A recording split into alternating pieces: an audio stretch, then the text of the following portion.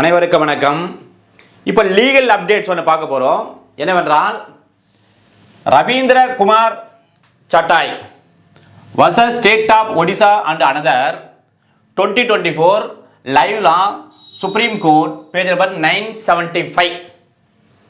இந்த வழக்கினுடைய ஜஸ்டிஸ் நீதியரசர்கள் யார் என்று சொன்னால், இந்த வழக்கு விசாரித்த நீதியரசர்கள், உச்ச நீதிமன்றத்தினுடைய நீதியரசர்கள் யார் என்று சொன்னால், justices B.V. Nagarathna and justice N. Kotiswar Singh. இவர்கள் இருவர் தான் அபெக்ஸ் கோர்ட் அல்லது சுப்ரீம் கோர்ட்டினுடைய இந்த வழக்கில் தீர்ப்பு வழங்கியவர்கள். முதல்ல வழக்கம் போல நம்ம ஃபேக்ட் ஆஃப் த கேஸ், இந்த வழக்கினுடைய நிகழ்மை என்ன, ஏன் இந்த வழக்கானது ஏடிஜே ஹைகோர்ட் பிறகு உச்ச நீதிமன்றம் வரை வந்தது, அதற்கான நிகழ்மை என்ன, what is the fact of the case என்றதை முதல்ல we have to know.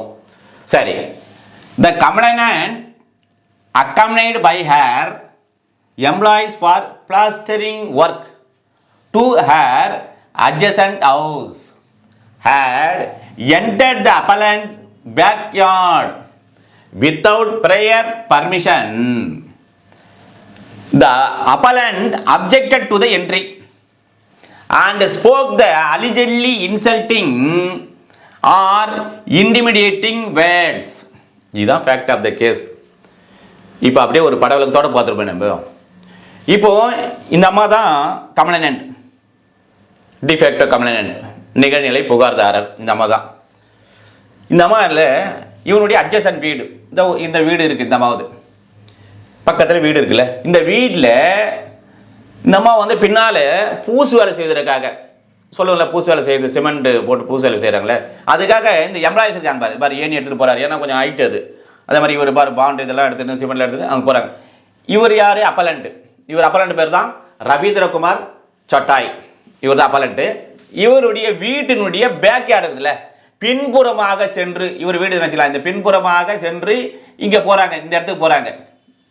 அங்கே போகின்ற போது என்ன பண்ண, ஆனால் ஐயா இந்த மாதிரி என்ன பண்ணல, இவர்கிட்ட இந்த அப்பலண்ட் கிட்ட, ஐயா என் வீடு பூசாமல் இருக்குது ஒரு பக்கம், உங்கள் வழியாக தான் நான் போய் பூசணும், கொஞ்சம் பர்மிஷன் கொடுங்க, ஒரு ஆஃப் டே அதான் வந்து அங்கே ஒர்க் இருக்கும், இல்லை ஒரு 1 டே பர்மிஷன் கொடுங்க என்று முன் அனுமதி எதையுமே பெறாமல் என்ன பண்ணுறாங்க, இந்த வீட்டினுடைய அங்கே போய் பூசு வேலைக்காக போகிறாங்க, இந்த ஆள்லாம் கூட்டுன்னு. அப்படி போகின்ற போது இந்த அப்பலண்ட் என்ன பண்ணுறாரு, நீ ஏங்க என் வழியாக வரீங்க, நீங்கள் என் வழி வர வேண்டிய அவசியம் இல்லை, உங்களுக்கு தான் மொத்தம் காம்பவுண்ட் போட்டு ஃபுல்லாக கட்டிட்டீங்களே, இந்த பக்கம் உங்களுக்கு வர்றது வழியே இல்லை, யூ ஹேவ் நோ ரைட், உங்களுக்கு வந்து அந்த உரிமையே இல்லை அப்படின்னு அவர் என்ன பண்ணுறாரு, தடுக்கிறாரு. தடுக்கும் போது என்ன பண்ணுறாருன்னா, அப்போ வந்து இவங்களை வந்து இவங்க வந்து பிலாங்ஸ் டு எஸ்சி, அது எஸ்சி எஸ்டிங்கள அந்த ஷெட்யூல் கேஸ்ட் வகுப்பை சார்ந்தவர்கள்.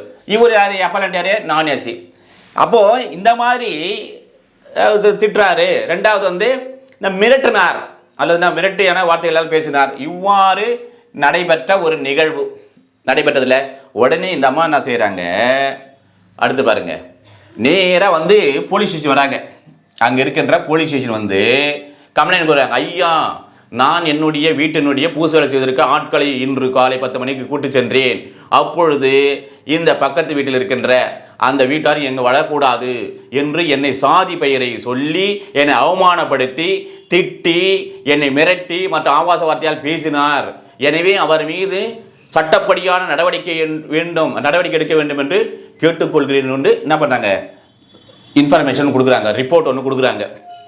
ஸோ இந்த ரிப்போர்ட்டை ரிசீவ் பண்ண இந்த போலீஸ் ஸ்டேஷன் என்ன செய்யுதுன்னா, as per 154 section 1 of CRPC 1973, இப்போனா 173 செக்ஷன் 1 ஆஃப் BNSS 2023 என்ன பண்ணாங்க, எஃப்ஐஆரை ரிலீஸ் பண்ணுறாங்க. முதல் தகவல் அறிக்கை இந்த காவல் நிலையத்தால் இந்த அம்மா கொடுத்த புகாரின் மூலமாக இந்த அப்பலண்ட் மேலே பதிவு செய்யப்படுகிறது.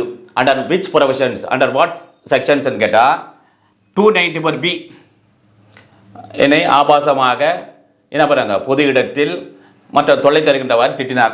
ஸோ இப்போ வந்து 296 இருக்குது BNSல. அதுமாதிரி 506 கிரிமினல் இன்டிமிடேஷன், குற்றமுறை அந்த மிரட்டுதல். இப்போ 351 இருக்குது BNSல. அப்புறம் பார்த்தீங்கன்னா இது IPC, ஓகேவா. ரெட் வித் உடன் இணைந்த 3 subsection 1 X of SC and ST prevention of atrocity act 1989 இந்த பிரிவுகளின் கீழ் இந்த அப்பலண்ட் மீது இந்த அம்மா கொடுத்த புகாரின் மூலமாக காவல் நிலையத்தில் முதல் தகவல் அறிக்கை பதிவு செய்யப்படுகிறது. சரி, உடனே இவர் என்ன செய்யறாரு அப்பலண்ட்? அடுத்தது பார்த்தீங்கன்னா appellant filed and application under section CrPC படி இன் 1973 சீக்கிங் டிஸ்சார்ஜ் என்ன பண்றாரு உடனே? அதே மாதிரி வந்து பார்த்தீங்கன்னா 262 BNSS 2023 இப்போ பாரதிய நியாய சன்னிதான்னு சொன்னால் அந்த 262ல் டிஸ்சார்ஜ் போடணும்.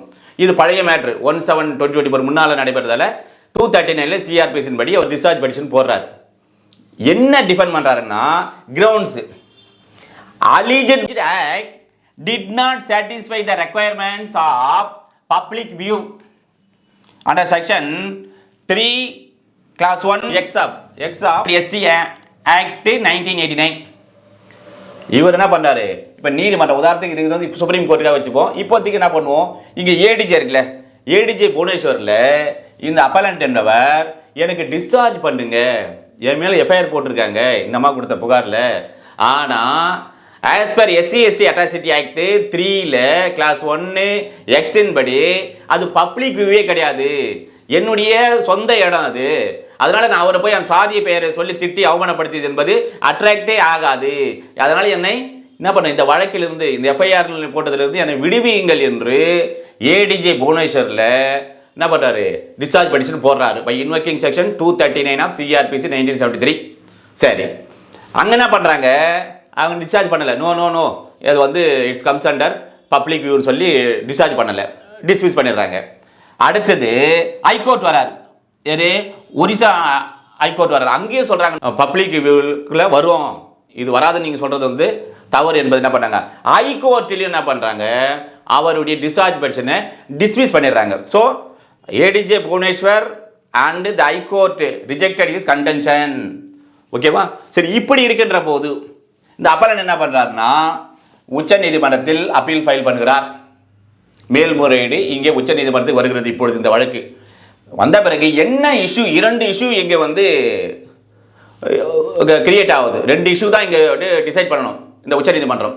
என்னென்ன 2 இஷ்யூஸ் என்றால், ஒன்று பாருங்க, first issue involved is whether the backyard of private house comes within the purview of public view. ஒரு கொஸ்டின். ரெண்டாவது என்ன? Whether the individual present during the incident primarily the complainant's employees can be categorized as public in general. இந்த 2 issue தான். இதை தான் என்ன பண்ண உச்ச நீதிமன்றம் அதை ஆன்சர் கொண்டாந்து அதுக்கு முடிவு எடுக்க வேண்டும். சரி, என்ன ஃபர்ஸ்ட் கொஸ்டின் என்ன? இப்போ இந்த பேக்யார்டுல இது பிரைவேட் ஹவுஸ், இவருடைய பிரைவேட் ஹவுஸ், இவருடைய புழக்கடைக்கு போறாங்க. இங்கே தான் வந்து அங்கே இன்சிடென்ட் நடக்குது. இது அந்த பப்ளிக் வியூவில் வருமா வராதா? ஒரு இஷ்யூ. ரெண்டாவது என்ன சொல்றாங்கன்னா, இந்த 2 பேர் போறாங்கல்ல, இவங்க யார்? இவங்க பிரைவேட் பர்சன் தான், இண்டிவிஜுவல். இவங்க பொதுமக்களா இல்லை, இண்டிவிஜுவலா 2 பேர் போறாங்க. இவர்கள் முன்னாலே இவரை இதனுடைய சாதியை பெயரை சொல்லி திட்டி இருக்கிறார் என்று சொன்னால், இவர்கள் அந்த பப்ளிக் இன் ஜெனரல், பொதுமக்கள் அப்படி என்ற அந்த கேட்டகரியிலே அந்த வகையில் இவர்கள் வருவார்களா? இந்த 2க்கு தான் உச்ச நீதிமன்றம் இஷ்யூ பண்ணி இப்போ ஆன்சரை சொல்ல போறாங்க. அதான் தீர்ப்பு எழுத போறாங்க. என்னவென்றால், held the backyard of private house cannot be considered a place within public view. முதல் இஷ்யூக்கு என்ன பண்ணாங்க?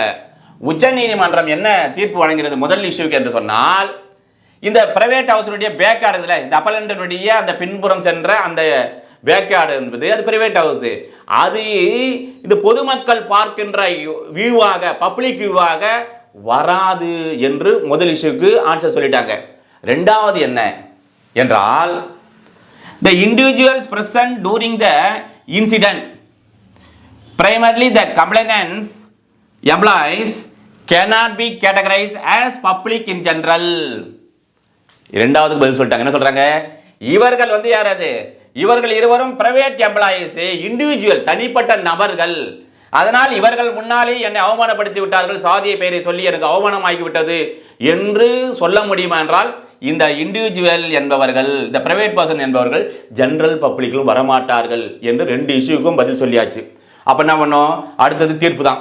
என்ன தீர்ப்பு வழங்கினால் உச்சநீதிமன்றம் என்றால், the apex court set aside both the high courts and ADJ orders. Appellant was discharged from all charges under SC/ST Atrocity Act 1889 and IPC 1860. என்ன பண்ணுது, கடைசியாக இதை சொல்லிவிட்டு இந்த இஷ்யூஸுக்கு பதில் சொல்லியாச்சு. என்ன இந்த உச்சநீதிமன்றமானது தீர்ப்பு வழங்கியதுன்னு சொன்னால், இவர் தாக்கல் செய்த 239 of CRPC 1973 படி என்னை டிஸ்சார்ஜ் செய்ய வேண்டும் என்ற பெட்டிஷனில் அந்த ஏடிஜே பிறப்பித்த அந்த உத்தரவும் அதேபோல் உச்சநீதிமன்றம் பிறப்பித்த உத்தரவையும் செட் அசைட், இது செல்லாது என்று தீர்ப்பு வழங்கி பிறகு என்ன சொல்றாங்க, இந்த அனைத்து வழக்குகளில் இருந்தும் SC/ST அட்ராசிட்டி ஆக்ட் பிளஸ் ஐபிசியில் போட்டாங்கல்ல 294, அதே போல 506, அந்த வழக்கில் அனைத்து வழக்குகளில் இருந்தும் இந்த அப்பலண்டை உச்சநீதிமன்றமானது விடுவிப்பு டிஸ்சார்ஜ் செய்து உத்தரவிட்டது. இந்த வழக்கானது உங்களிடையே ஏதாவது இருந்தால், இந்த மாதிரியான பிரச்சனைகள் சிவில் டிஸ்பியூட்ல இருந்தோ அது கிரிமினல் கேஸாக மாறி இருக்கும். அதே போன்று இருக்கின்ற போது, அல்லது இந்த மாதிரி ஒரு பிரைவேட் இடத்துல இந்த மாதிரி ஒரு SC/ST பீப்புளை அதை அவமானப்படுத்துகிற மாதிரி வார்த்தை பயன்படுத்தி இருந்து வழக்கு போட்டிருந்தால், இந்த லேட்டஸ்ட் சுப்ரீம் கோர்ட் ஜட்ஜ்மெண்ட்டை பயன்படுத்தி நீங்களும் 239ல் இப்போ என்ன வந்து 262ல் BNSSல டிஸ்சார்ஜ் பெட்டிஷன் போட்டு உங்களுடைய கிளைண்ட்டை நீங்கள் காப்பாற்றலாம் என்று கூறி மேலும் ஒரு அப்டேட்டில் சந்திப்போம். நன்றி, வணக்கம்.